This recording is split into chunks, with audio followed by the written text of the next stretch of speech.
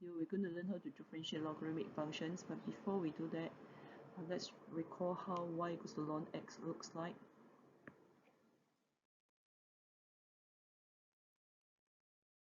Yes, it looks in this way. Where the values for x has to be more than 0. Right, how did I manage to get this point here? This is when I substitute x to be 1. So y is equals to ln 1, and ln 1 is 0. That's how I end up getting the point 1, 0. Okay, so what we're going to do next is that we're going to find the derivative for your ln x. Now, if you recall how we find derivative, it's like we identify a certain points that we're interested in, and then we draw the tangent line, right? And the gradient of the tangent line will be our derivative of the functions at that point, at that particular point. So what I have done, what we have here are 4 points here when x is half, x is 1, x is 2, x is 3. So when x is 1, the gradient of the tangent line is 2. And when x is 1, the gradient of the tangent line at that point, x equals to 1, is 1. When x is 2, the gradient of the tangent line at x equals to 2 is half. So if you look at it, there is actually a certain pattern, right? The pattern is your derivative dy dx. It's actually 1 over the values of your x coordinate. Because to get 2, it must be 1 over half. 1 over half, that gives you 2. 1 is 1 over 1. And to get half, of course, is 1 over 2. And then 1/3 is 1 over 3. So if you're going to sketch the curve for dy dx over x, then how does the curve looks like? The curve would look in this way. Okay, and that curve is actually 1 over x. The curve there is actually 1 over x. So in other words, what is the conclusions that we can make here? Conclusion is that when the derivative of ln x is 1 over x. Okay, that means when we differentiate ln x, you get 1 over x. Then we can extend it to, if you differentiate ln, you can extend it further. If you differentiate ln bracket ax plus b, then what do you get? You actually get 1 over ax plus b times differentiation of your ax plus b. So when you differentiate ax plus b, differentiate ax, you get a, differentiate b, you get 0, because a and b are both constant. So you end up getting a over ax plus b. What we have learned into practice, first of all, let's write down the formula. So to differentiate ax plus b, what's the first step? So the first step is there must be a 1 first, then over ax plus b, then times differentiation of ax plus b. But a and b are both constant, so when you differentiate ax plus b, you get a. So that ends up 1 over ax plus b, then times a. You can write a as a over 1. So you multiply the numerator, multiply the denominator. This is what you get. Alright, let's look at the first questions. So dy over dx. Okay, the first step is 1 over who? 3x plus 2.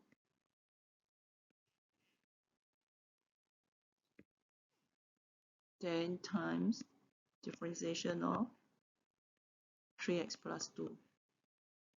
Alright, so you differentiate. Okay, wait, this one is very ugly. Get it properly.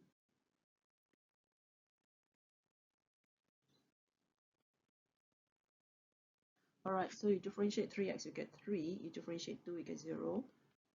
Right, so we will end up getting 3, right? 3 is 3 over 1, multiply numerator and multiply denominator. Okay, it's pretty simple, right?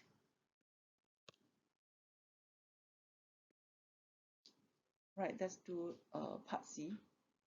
So part C, I'll explain to you why I skip part B, because part B needs a little bit of manipulations before you can apply the rules. Alright, so part C, what do we do on part C? Right, so dy over dx. The first step is 1 over this guy here, which is x squared plus 1. 1 over whatever that's inside the bracket. So 1 over x squared plus 1. Then you times differentiation of whatever inside the bracket.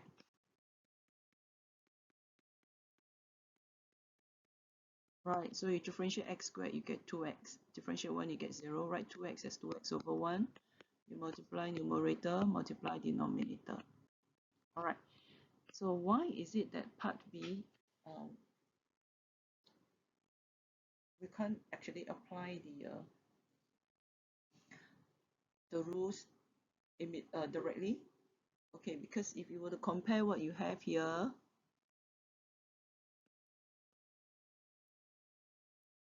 right, and then you compare with what you're given, then you see that this power 3 is in our way. Because the formula is just ln bracket ax plus b. We don't have a formula that's for ln bracket ax plus b to the power 3. So differentiation of logarithmic functions it's a bit tricky because you will have to simplify it before you apply the rule. And the simplification comes from remembering your logarithmic laws. What are they?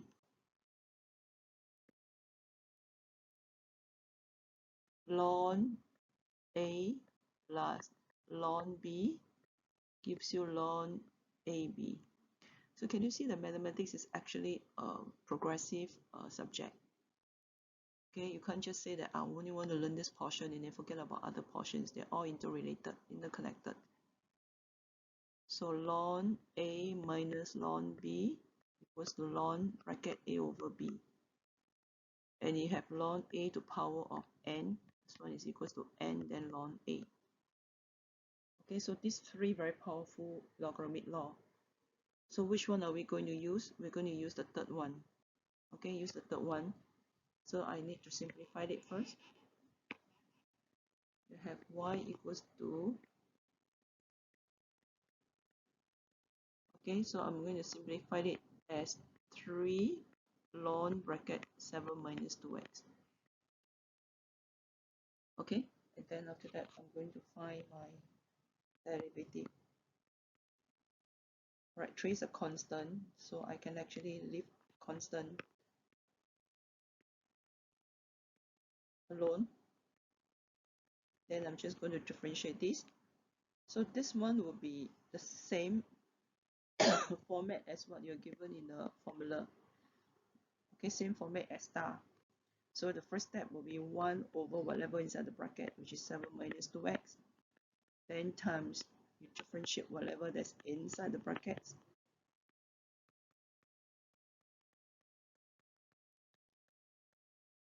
Alright, differentiate 7, you get 0. Differentiate negative 2x, you get negative 2. Write negative 2 as negative 2 over 1. Okay, so we're going to put all these numbers together.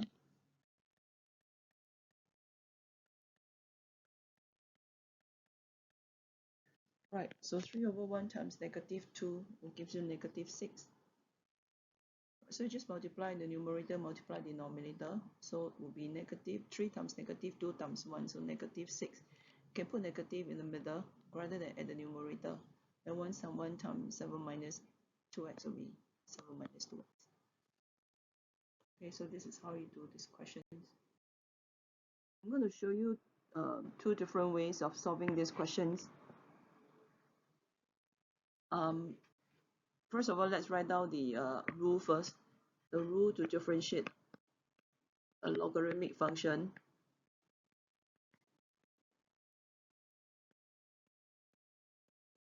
So if you look at what you're given here, it kind of fits into the rule, the format here.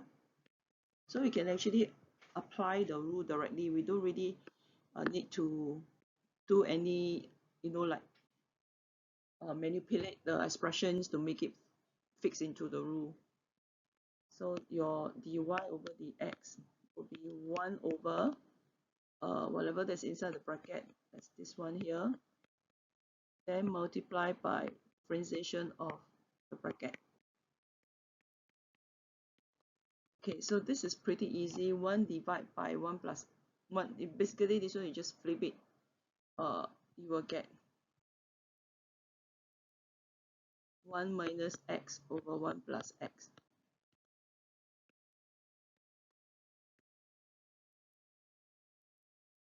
Okay, if you don't know this, just give you one simple example. 1 over half. What is 1 divided by half? Okay, wait. This one may not be 1 over 3/4. What is 1 divided by 3/4? So it's 4/3, right? 1 divided by 3/4 is 4/3. Okay, so you see that this fraction here, your 3/4 become 4 over 3. The numerator become the denominator, and then denominator become the numerator. Okay, right. So this case here, you will have to use quotient rule. So quotient rule, let this be your u, this be your v. So for quotient rule, do you remember the formula? You start off with v followed by du over dx, which is 1, minus u followed by dv over dx, which is negative 1, over 1 minus x squared. Okay, right. So you end up with, let's try to simplify that. There will be 1 minus x. Negative and negative become positive. So that will be plus 1 plus x.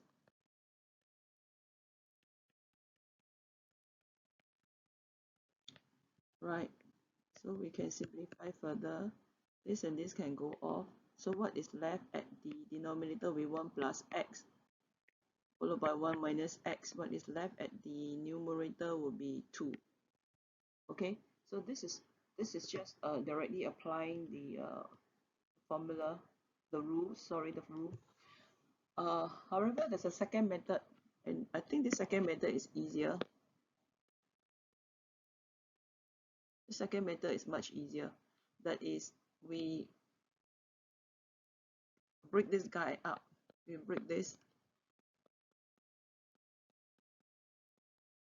into ln of 1 plus x minus ln of 1 minus x.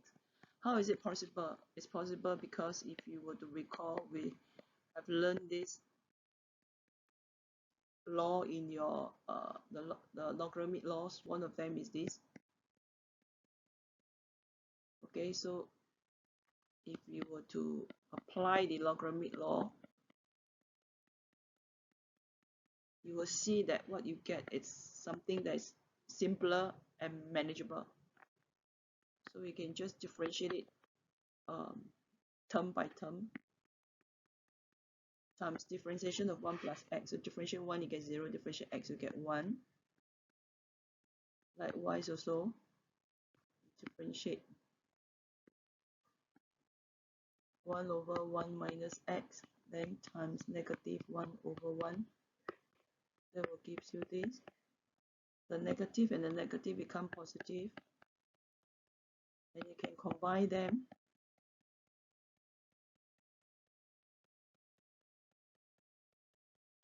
And you get the same answer. Same answer as method 1, right? But you see that method 2, the number of steps probably will be more or less the same. But then method 2, you can see that it's simpler. You don't really have to use quotient rule, because sometimes you may use quotient rule wrongly. So it's less, you are managing less complicated steps than method 1. So I would advise you to, if you need to do differentiation of logarithmic functions, try to see if you can actually apply the laws, the 3 laws, the product law, the quotient law, and the power law. Simplify the expression before you actually apply the differentiation rule. Knowledge into practice. To start you off, I should provide you with some scaffolding. So for questions A, right, for questions A, you would have to apply the product rule. Okay, why you need to apply the product rule? Because there are two variables here, x, and then ln bracket 5 minus 2x. So when there are two variables, products of two separate variables, you have to apply the product rule. Then for b, okay, for b,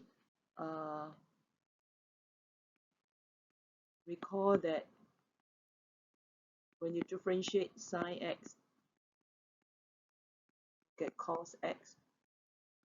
However, when you differentiate cos x, you get negative sine x. Right, so you need to use that to do part B. And then for part C, of course, you have to apply the quotient rule, because again it's a variable divided by another variable, so apply the quotient rule. And for D, right, I would advise you to apply this law, ln AB equals to ln A plus ln B, before you do your differentiation. Right, so if you do not understand the concepts involved after seeing the video the first time, please don't give up. Okay, you should go back and watch it a few more times and try to do these 4 questions on your own. You should be able to do it.